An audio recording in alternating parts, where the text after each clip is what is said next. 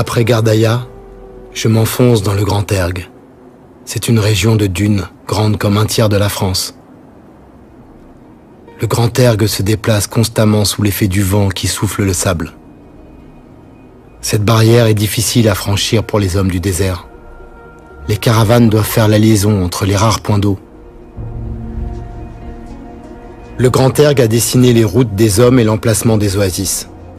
Après Gardaïa, on doit atteindre à tout prix El Ménéa, puis Timimoun.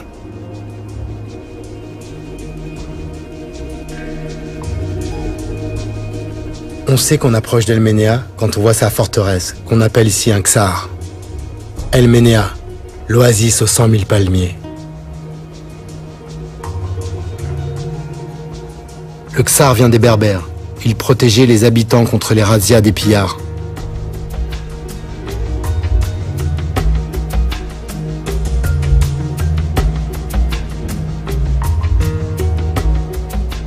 On y pratique encore une vraie agriculture saharienne, sur 3 niveaux.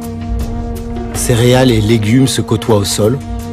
Au-dessus poussent des arbres fruitiers, en particulier des orangers. Et l'ensemble est protégé du soleil par un couvert de palmes qui produit des dattes.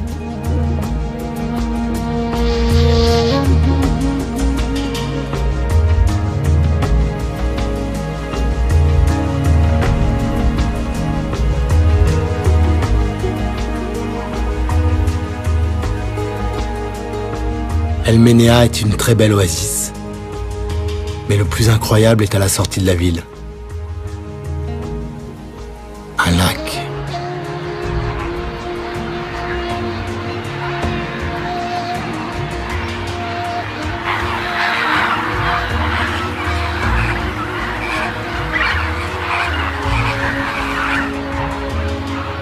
Au fin fond du désert, je me trouve face à un immense plan d'eau.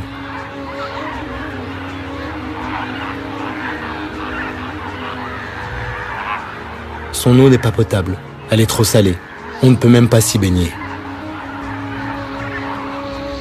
Mais ce lac est le rendez-vous des oiseaux migrateurs qui vont de l'Europe à l'Afrique. Un peu comme moi finalement.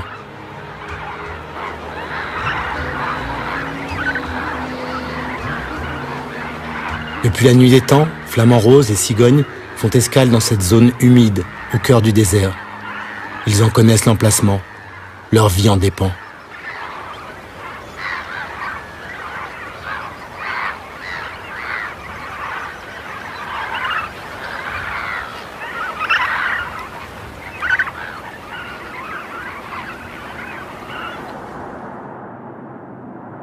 Plus au sud, ma route me mène au Ksar de Draha.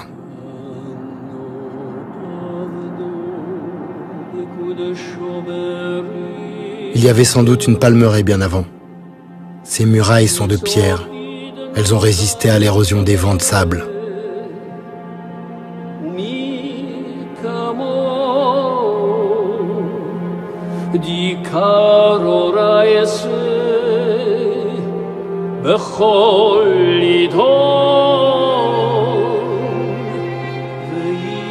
Ce Ksar est un mystère. On dit qu'il serait le dernier des caravansérails juifs.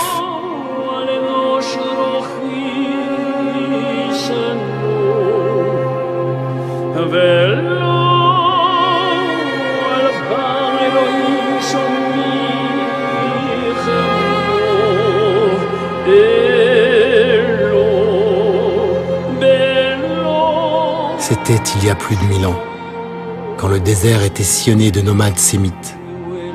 Depuis, ce Ksar isolé sombre peu à peu dans l'oubli.